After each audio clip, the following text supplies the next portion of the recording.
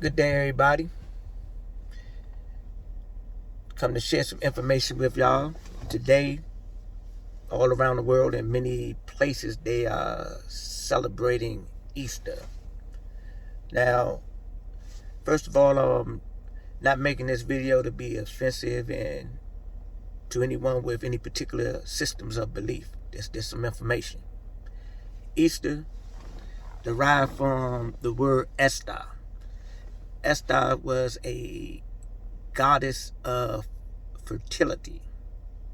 And what do fertility have to do with resurrection? I don't know. But I know that the symbolism of Easter, or the things that are associated with Easter, the rabbit, the eggs. First of all, this rabbit. The rabbit is known to produce a lot. So that's where the fertility part come in. Then we got the eggs. The eggs symbolizes birth. Right around this time, we do have what is known as Passover. Passover is a Israelite day of acknowledgement, going back to the time of Moses, Musa in the book of Exodus. And this Passover, what took place was that there was a discrepancy going on in this illustration, or these sequences of events with the children of Israel and the Egyptians, and Pharaoh wouldn't let the people go. So a lot of plagues took place, and it came down to one that was said that would break the Pharaoh. And it was announced that because he didn't let the people go, that the firstborn male would die of every family. So Moses instructed the Israelites to put the blood of the lamb over their doorposts. And this was done for the reason that the death angel was going to come this particular night. And if the death angel seen the blood over the doorposts, that those children would not be affected. The firstborn of that family would not be affected.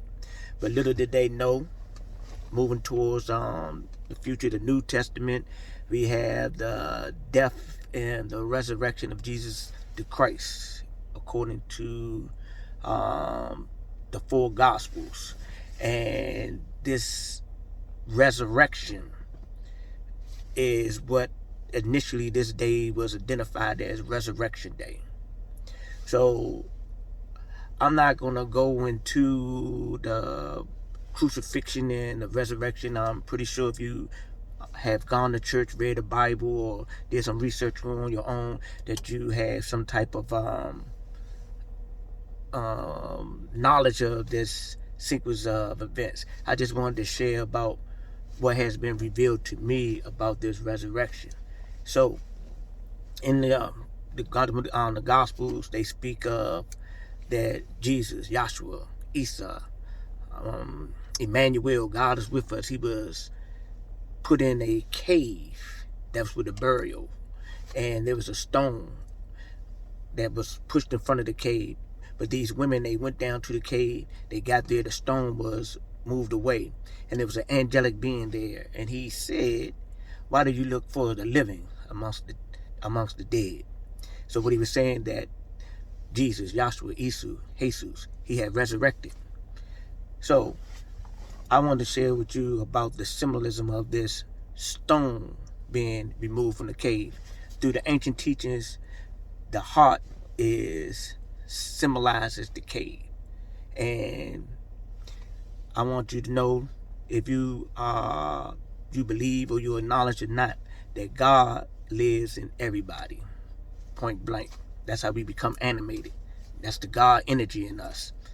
So saying that is that this cave and this boulder that was in front of it symbolizes the heart. And it says that most people's hearts are hardened like this stone.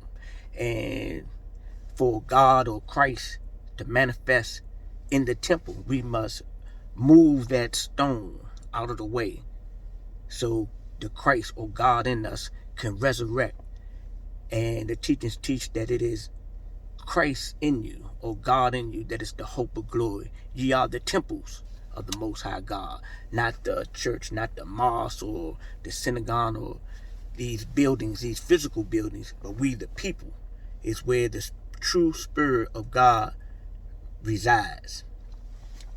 Now, I say all this to say is that we have to come to certain truths so we can be free of the foolishness of traditions and rituals that have us trapped in a mental prison.